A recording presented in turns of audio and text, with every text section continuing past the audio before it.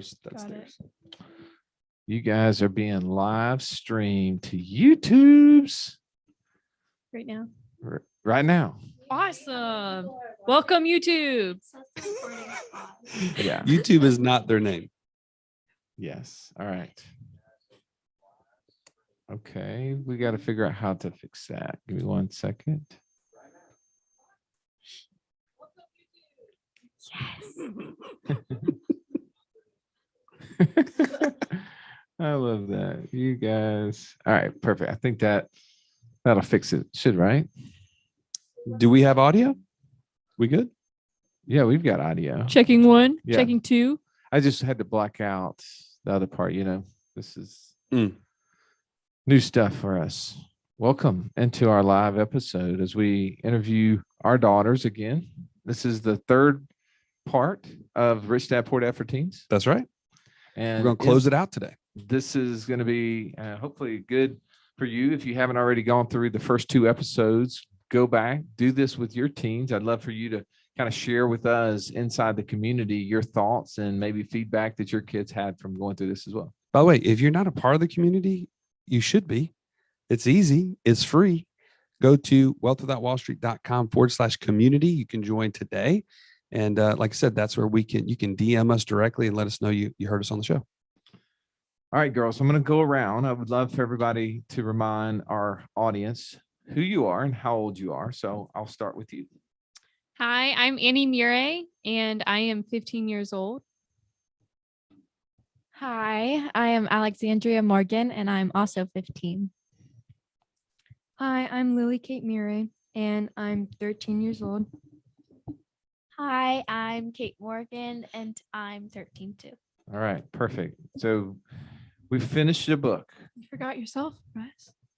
They know who I am. We talk plenty about ourselves. They're tired of hearing from us.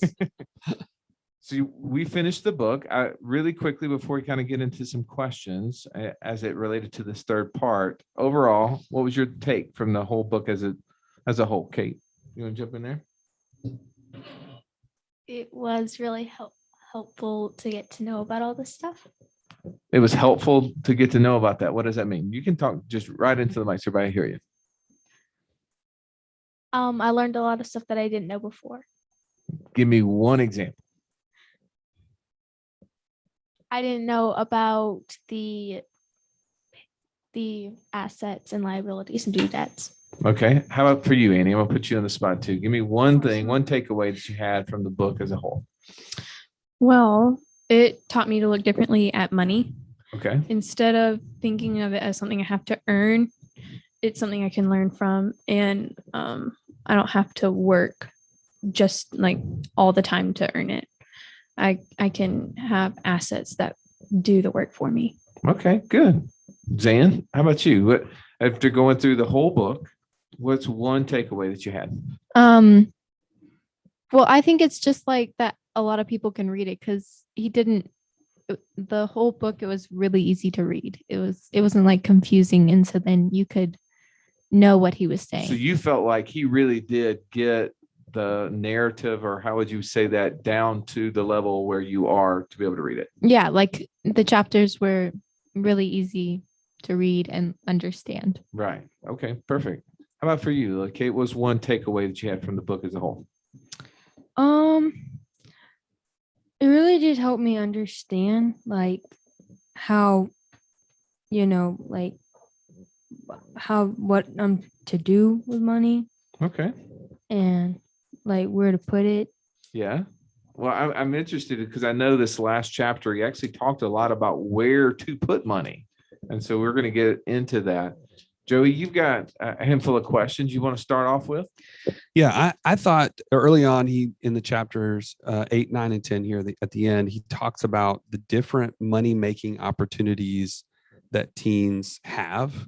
And I thought this was interesting. He wanted to challenge you to think for yourself. Like, what are some of those jobs that you're interested in? Like, what sort of careers do you have interest in? What kind of jobs do teens typically have? And then are there opportunities that you could come up with yourself to create that wasn't a job somebody was going to pay you to do? You were going to like create your own business. So all that being said, I'd love for each of you to go around and say, what was a career that you were interested in that he asked you to put down on paper? So why don't we start with you, Kate, and we'll come this way.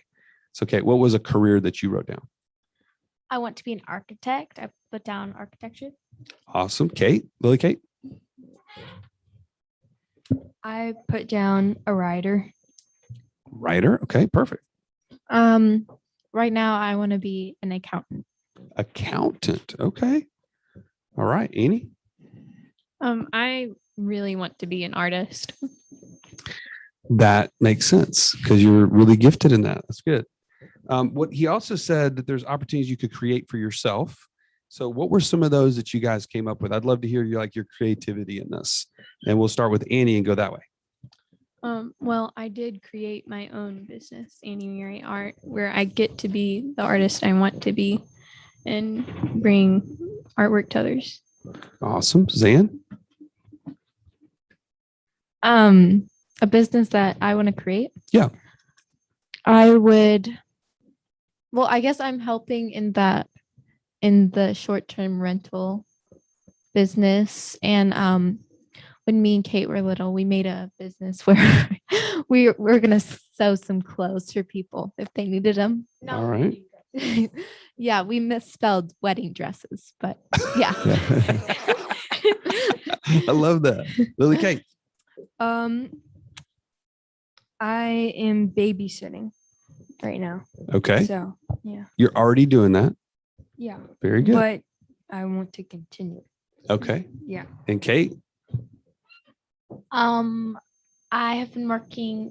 We have a staff company, me and my cousins, kind of. When you say staff company, explain that a little bit deeper. So maybe in some people context, staff means hiring employees as staff. No, like a stick company, we would cut down trees and carve them into sticks, and we would burn names. Like on walking sticks. Yeah, walking sticks. Okay. Like the ones you hike with. Yeah, like the Yeah. real big ones, and they spend a lot of time like cutting them down, then sanding them. Then you guys actually like burn their names into them, right? Yeah, it's called Forest Reflections. Forest Reflections. Wow. Yeah. Is that right? Yes. Okay. Man, I didn't know if Mr. Joey just made out a better name or if that was actually the name. Forest Reflections. nice. And then you actually put some sort of like wax on the stick as well, right? Yeah. Yeah, they're really cool. Now This here's is high-end custom stuff. Oh yeah, this isn't the kind of stuff you just buy off Amazon that comes straight from China. This is some homemade quality stuff we're talking here. American made. Right? Like if Okay. is there a place for people who are listening who would like one of these sticks to order from? Not yet. Not well, no, that's Ooh. not the answer. You say yes. Just message my dad in the app, and I'll send you details. That's what I meant. Okay, wait a minute. Exactly. This brings up a good point, Russ. Robert Kiyosaki talked about the art or the skill of selling. Really quickly though, I know that's where you're going. Super. But I don't want to miss this point. So the first question was, what is it that you feel like occupational wise you would like to get into? Then the second question was, what's a business you would like to start? And that's what you answered. When he was going through that section, he was really trying to help you identify that one is where we're going to be an employee for someone, right? And the other is maybe a business venture we would like to get in.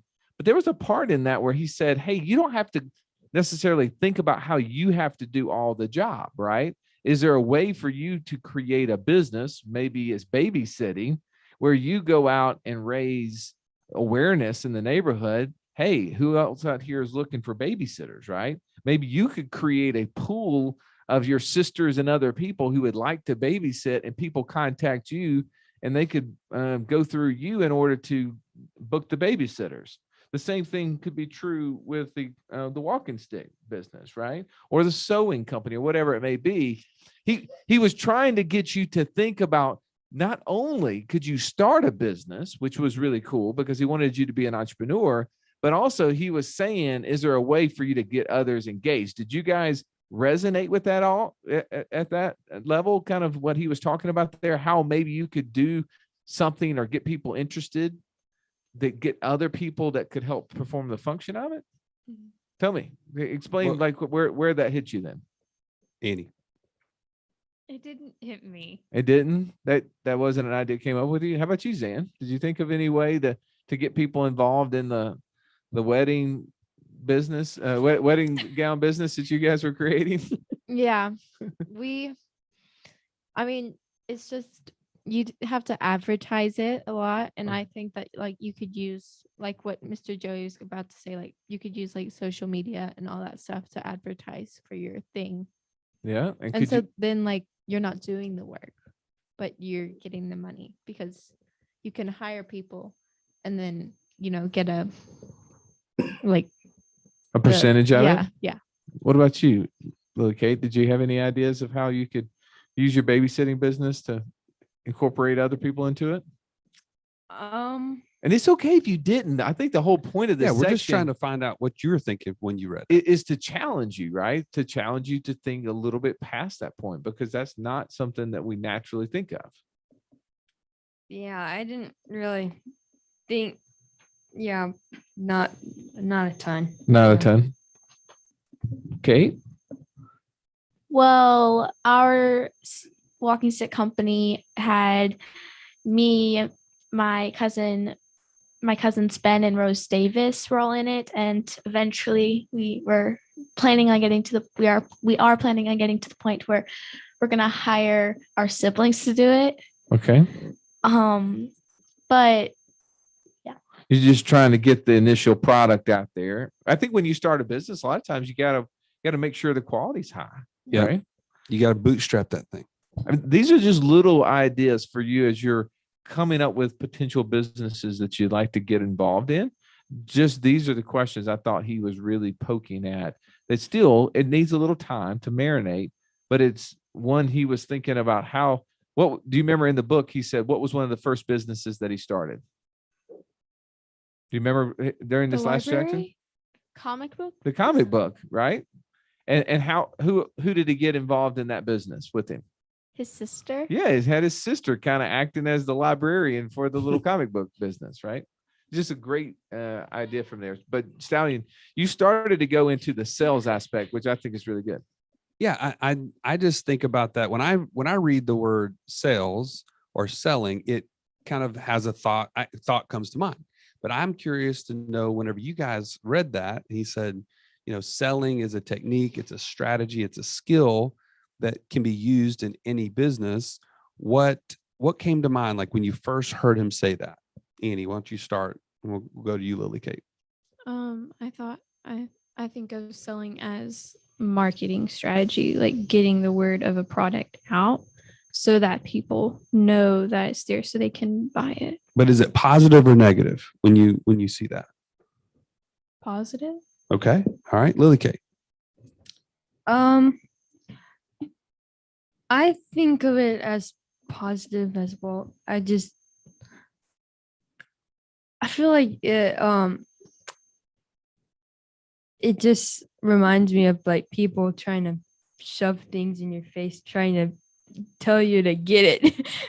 Is that positive? Well, kind of, but like I don't know. I don't remember the last time that was positive to me. Well, but see, isn't that interesting, right? Because we have sometimes these negative connotations with selling. And we come up with the worst types of things in our head that selling would basically exude, right? You were kind of giving an example of shoving stuff into your face, like this pushy type of sales environment. Yeah. As compared to when you went to the golf store and you were looking at a new pair of golf clubs or a new pair of golf shoes, and the person who was helping you do that, I'm sure, was probably saying, well, let me see how you walk. And let's see, all right, well, these pair of shoes will be a better fit for you because of the way that your walk is. Well, now these golf clubs, tell me a little bit about your golf swing and how do you swing fast? Do you have, how's your stance? They probably kind of started measuring you and they said, well, I bet you these 2 or 3 sets of clubs would be a better fit because of this reason or that reason. Yeah. Now, did you know that person was selling when they were doing that? Well, yeah. But did it feel like selling? No, not How did it feel? It kind of felt like a conversation. It felt like a conversation. It felt like probably they were helping you, right? Helping you get what you wanted. Yeah. That's all sales is. Sales is helping someone purchase the things that they want. You're just doing a job of helping them see the things that match up with what they want. That is what I would say. I think what you were getting after, Joey, is how do we view this whole process of sales, and selling is a major opportunity that we all can learn from and how to do. Because he said there's ways for you to get sales jobs. You could go work inside of a store. You could be a cashier. You could work in maybe as a waiter or something, helping people get food. But he said that all of this comes back, there's an exchange. So there was a question I want to ask you, Alexandria. What did you think when he said about work is an exchange? You exchange your time for money. And how did that make you feel when you considered that? I don't want to do that. You don't want to trade time for money? Why is that? Because I want to do other things. I don't want to work all the time, but you have to. Well, right now it feels like you have to, go in and work and then get your money. So Kate, he said also along that line is that you can have anything you want. You just have to exchange something for it. When you were considering that question, you could have, or that thought, you could have anything you want, but you have to exchange something for it. How'd that make you feel? Like, what thoughts came to mind? Well, I've been reading this book, Whatever Happened to Penny Candy, and it was talking about like when your mom goes shopping for food, she's going to buy this can of beans for say $1. It means that the store manager values the dollar over the beans, and the mom values the beans over the dollar. Yeah. It's just like, so you're exchanging something to someone else for something that you want. yes. And in this example, he's starting to move toward work, right, Annie? He's trying to say a lot of times we're exchanging our work for money. And if you remember when he went through that, he was talking about sometimes when you go to work, they give you money. And at the end, when you look in your bank account, you may have this sinking feeling that the money didn't equal your work. Mm. Do you remember that part? I do. What sort of thoughts came to your mind as it relates to what your future employment could look like if that was your scenario? I didn't like that. No? I don't want that. I want my work to equal my pay. But I also don't want to have to work for my whole life. So I want to find ways to work to not work. No. You wanted to find ways where you didn't have to work, where something else would be working for you? Yes. Okay. Well, and let's bring it back to the point he was making in light of that, Russ, was that when you go to work to earn, many times you look at it as if I'm working way more than I'm earning, right? The dollars that I'm gaining are not worth the time that I'm trading for them. But when you go to work to learn, you are gaining whatever it is you were looking for, plus you got money for it. How did you guys think about that? Like, I'd love to hear, Kate, your thoughts whenever he talked about working to learn versus working to earn. What came to mind whenever you saw that? Well, if I learned about the stuff, then I could go out and do it myself, and I wouldn't have to work. I could be the employer instead of the employee. Okay, so like gaining the experience from working for somebody would launch you into the ability to be your own business. Yes. Okay, I like that. Zan, what about you? I think like when you intern, that would be a really good way of like working to learn and not working to earn, because then you can learn the trade or whatever, and then you can go out and do that. That's a great point. Well, remember, Joey, we were interviewing someone not too long ago, and he was an entrepreneur. And I don't know if I shared this with you. maybe I shared it with you, Alexandria, but he wanted to start a new business. And he said, I'd been working at a company long enough to know that when we were starting any new line of business, what we would do is go interview the 5 top firms or 5 top companies or 5 top people in that business. And we would ask them all that we could come up with, like all the things that they did. And when Best practices. Yeah. when we finished, we would say, hey, could you refer me to 5 other people who you believe do this specific area the best? And so then he would go interview those 5 people, almost kind of like interning, right? Interning is a way for you to ask the person that you're working with or the people that you're working with what they like about what they're doing, how that is what they're doing changing their life and other people's life, right? That gives you a good feeling. I think, unfortunately, sometimes 2 people go into college saying, well, I want to be something. Like Alexander, I'm just going to use an example. You said, I want to be an accountant. Great. A lot of great things out of that. A lot of great business skills that you can get just by an accounting major.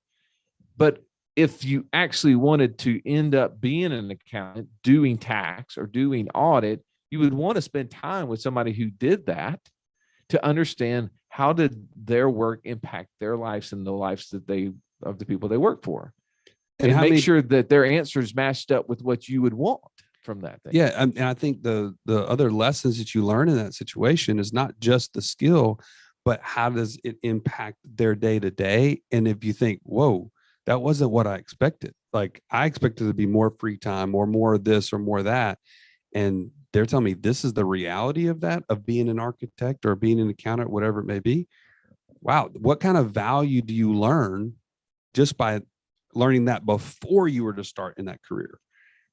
So many people get stuck in a career because they didn't take that time. And now they feel like they can't change. Well, and if you've spent all this time and effort and money in the college, you may have this guilt to say, wow, if I switch jobs, how will my parents feel? This individual we were interviewing had that guilt, right? He literally quit his job without telling his parents, started driving across the country to California from Maryland to start this new business, and waited until he was over halfway across the country to tell his parents he was gone.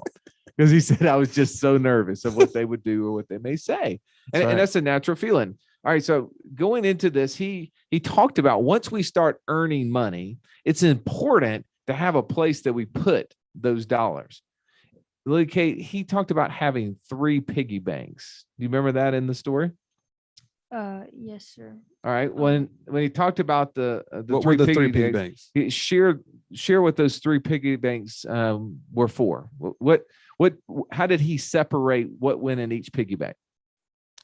There were savings, charity, and investments. All right. So why was it so important for him to share something about charity?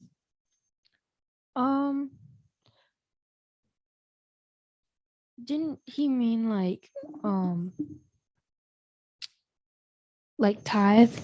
Yeah, right. So, but he said it. There were some important things to giving money to other people. Andy, do you remember like some of the takeaways or just thoughts you had when he talked about the importance of giving money to someone else? Well, he said that to be truly rich, we need to give as well as we receive. And I didn't really agree with that necessarily. I thought it was a little manipulative, like you should be giving much more than you should be keeping for yourself. And when he said that about giving money, he said that giving money is one of the best ways to help right the wrongs of our world. And it is a good way to help, but it can't right the wrongs. And only Jesus can do that. But I disagreed with what he said a lot about the charity. Interesting. Anybody else have any other thoughts on charity? Your opinion on it? Dan? Okay, no. All right. Well, then let's talk about, Kate, you want to talk about he said the other piggy bank was for savings.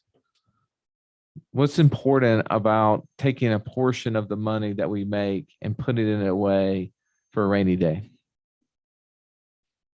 Well, if you put it in a bank, then you can create an investment on it. But I don't think he seemed to like savings a lot. Well, he actually addressed that pretty well. Did he say, what did he say, Joey, as it related to savings? Why did banks want you to save money?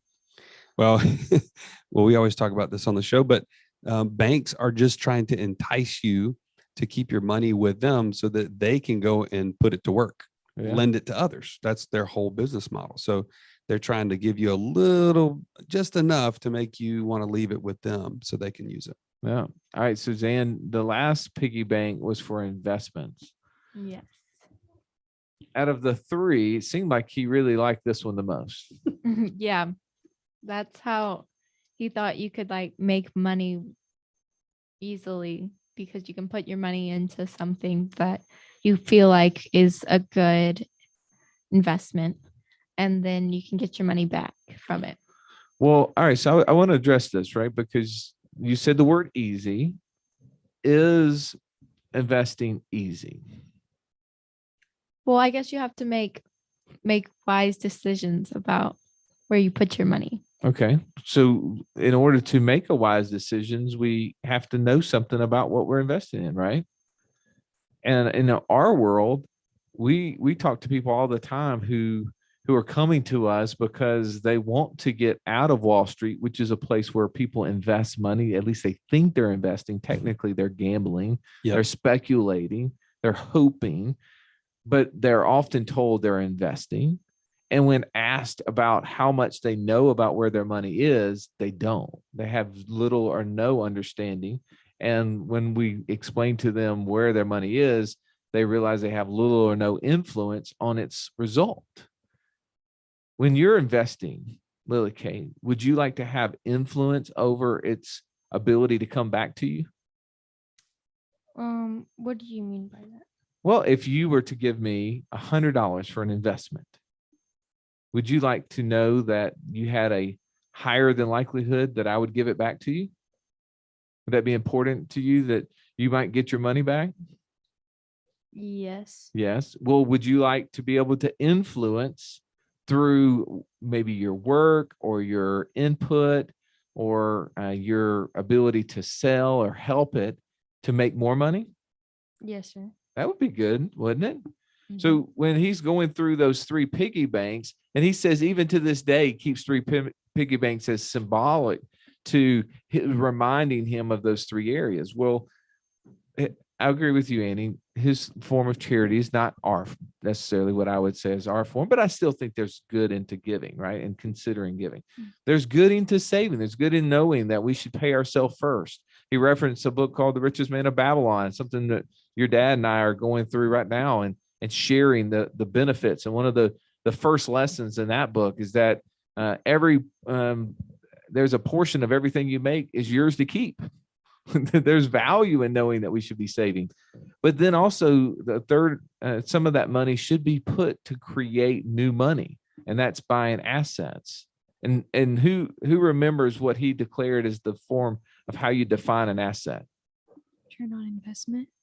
Okay, and how does, so it's return of cash flow on the investment, right? Mm-hmm. When we have money coming back to us, those would be money that goes in your pocket. Something that puts money in your pocket, right, is an asset. Yeah. So, but I want to back up a second, Russ. You kind of glazed over this. What did you guys understand it to mean when he said pay yourself first? Like, I think, Russ, if it's okay, most people have gone through their whole lives and they don't understand that key simple thing. So if we could at this age understand it, that would be pretty amazing. So I'd love to hear. So Kate, what do you think it means when he says pay yourself first? Pay myself before putting money into investments, into savings. Okay. All right. Why do you think that? Just the way he explained it. Okay. All right. What's important about paying yourself before you start paying for everything else? Because if you don't pay yourself, then you're not gaining any value on it. If you make your business like that doesn't have enough money to pay yourself, then it's probably not. Well, Alexandria, let's just assume you made $100. If you went out immediately and spent all $100, would that be a benefit to you? No, you would lose it. You wouldn't have anything Yeah, to show for it, right? And he talked about that. So many people that as soon as they get paid, the first thing they do is go spend every dollar. And in our world, what we would say is people do is it's not like they just go buy something that's a one-time thing. It's even worse than that. What do? They go buy things that have monthly payments associated with them. And so then now for every dollar they have coming in, they have that monthly payment to pay for that thing, right? Now they become a slave to that job, right? This is when he talks about the rat race, and people are in the rat race. They're constantly going round and round waiting for the paycheck. So the purpose then, okay, for paying yourself first would be to know that you would always have some of the money for you, that all of it isn't intended for somebody else, so that when your money comes in, you don't immediately think, I've got to go spend it. Yeah. So to back up what you're talking about, Russ, is we're going to put money into those buckets, because how many people want to be charitable and giving, but yet they've never started by putting that first 10% at least back to give to the Lord. And they wait till the end of the month, and how much of that is left to give? It's gone, right? So you can't be charitable unless you pay yourself first. And by that meaning, pay God first, like give him the first fruits of your labor, that first 10%, then save, then invest, and the rest we live off of. So all those buckets he was talking about are quote unquote paying yourself first. And I think that's so critical. Well, in this, he was talking about it's oftentimes that people will go into debt. And he used the term, Annie, good debt versus bad debt. What was your understanding of the two? I understood that good debt is managing debt, and bad debt is trying to pay off the debt fully. Okay. Anybody else have a different take on it? Okay. Bad debt is when you just pay the minimal payment. And Okay. so then you pay more interest than you actually pay for the thing. Yeah, because he gave an example of someone who gets a credit card and they don't relate to the money that they're spending throughout the month, because it's just this piece of plastic. And a lot of times you can do this little signature thing and it's gone. And then all of a sudden the bill comes in the mail. And what happens on the statement? Do you remember he said there's the full balance, but then do you have to pay the full balance? What he said, there's this little minimum balance. You're like, oh, well, that's not too bad. I can do that. I can afford to pay that. And if somebody chooses to pay that, then they're not paying for the actual goods that they bought. They're just starting to pay some of the interest on the goods. And what ends up happening then? They go into a lot of debt. They go into a lot of debt. Did you know our country is actually doing that as we speak?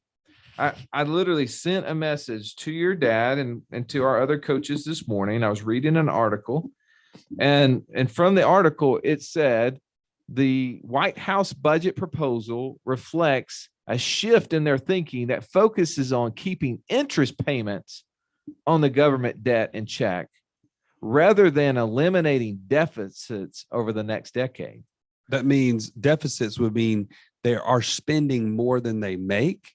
And instead of trying to write that, they're just trying to pay just the interest. Instead of paying for what's being spent, just like we just said, they're just trying to manage the interest payments. Did you guys realize that the government had credit cards?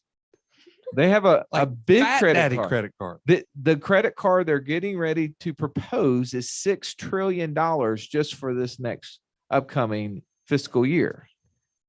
$6 trillion.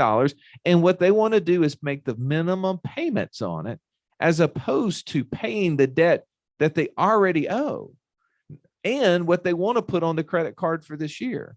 You are learning this right now at 15 and 13 years old. We have career politicians who have not figured this out. Right? I mean, is that scary to you? But here's the beauty is that you're learning it, and everything that we do is compared to someone else. So there are people that are going to be doing that, are going to constantly be fighting to get to the top of the water. They're underneath the water, drowning, struggling to get to the top of the water for air. And you can build yourself a lifeboat on top of it by just understanding these simple financial concepts. Joey, one of the last questions you had here, which I really like, was how would you explain what happens when credit cards, when they get out of control? So if you were to have a credit card and not have paid it off, how do you think that would make you feel, just based upon the conversation we just had? It would make me feel awful. It reminds me of an episode of Saved by the Bell. Did you ever see that growing up? I love Saved by the Bell. Yeah, Screech, AC Slater, Zach. Come on now. Well, our mom introduced us to it like a month ago. So we've been watching the episodes ever since. And we just got to season 2 and we saw an episode called The Lisa Card, where That's right. Lisa Turtle spends a bunch of money on her dad's credit card and can't take the clothes back that she bought. So she has all this debt on his credit card that she has to pay off. And that's kind of what I think about when I think of credit card debt, because she was drowning under all that debt and she had to pay it all back to her dad. And she was trying to come up with ways to make money. She was like selling her clothes and working at a diner.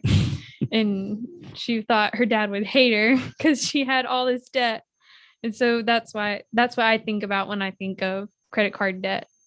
How about you, Luke? Do you have any other thoughts differently than that? Yeah, that's essentially what I think about now that I've seen that episode. Yeah. Well, remember, here's one of the things. If you remember this, Alexander or Kate, when you were reading through, he talked about there is this inclination that, man, I can just pay the minimum payment on that balance because it might be hard, because I might have spent more than what I had. He said, but don't accept that. You can actually try to fight against it. The creativity of trying to figure out what to do differently might actually be good for you. Could you think of, like, if you were forced to make a payment that you didn't have all the money for, what would it make you do?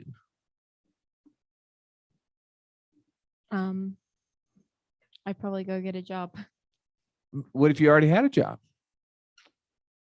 Do double shifts. What if you were already working double shifts? I don't know. Create Okay. more opportunities, I guess. create opportunities. I Well, like it. Well, that's what he's saying. He's like, when you're forced to actually consider other options, that is when excellence happened. The book Becoming Your Own Banker was spawned out of nights where Mr. Nelson Nash was sitting there. He was knee deep in debt. He did not know what to do.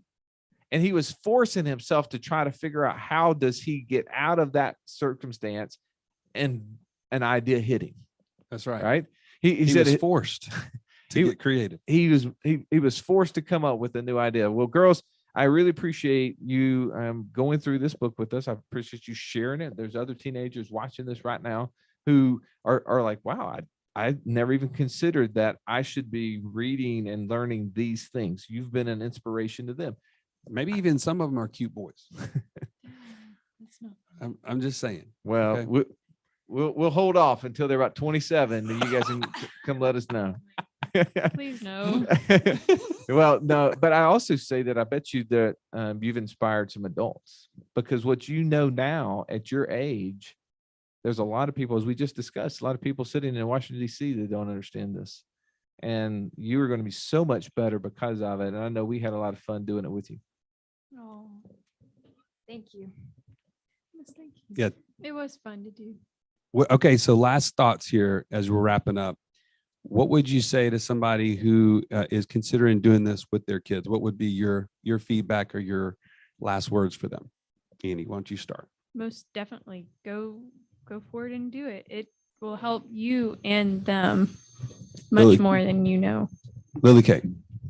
To just take this knowledge and use it towards your life and your decisions. All right, Zan. I would tell them to do it, but I would tell them to like read through it a little bit faster than we did. We kind of I was took waiting a on that. couple months Yeah, to do that. I was waiting on That's that. okay. How about you, Katie? Any final thoughts for somebody considering this? Do it. Do it. Do All right. it. There you go. Just do it. Man, we gotta put that as a slogan somewhere. Write that down. Well, as always, we really appreciate you listening to this episode and all episodes. If there's a family that you know that would benefit from this book, please share this episode with them, and then go and give us a review. That's how other people who are not being referred this find it, is because the podcast listing shows will bump up shows like this just based upon your feedback and your reviews. So it's always really valuable when you do that. So we appreciate you. And as always, have an amazing day. Bye, guys.